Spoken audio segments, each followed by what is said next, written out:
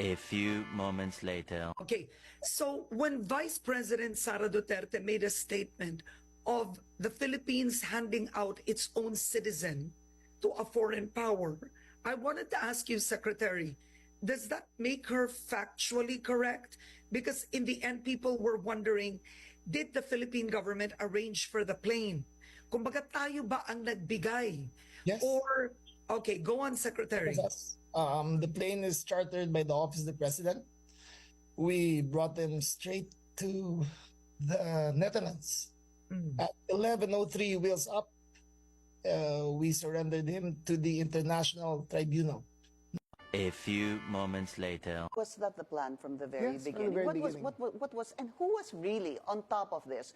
Kayo ho ba? Because during the press conference of the President, it was you and the President. Yes. So ikaw ho ba nagplano ng lahat ng ito? Hindi naman, hindi naman. It was a group effort. Secretary Chidoro was there, Secretary Anyo was there too, and the President and I.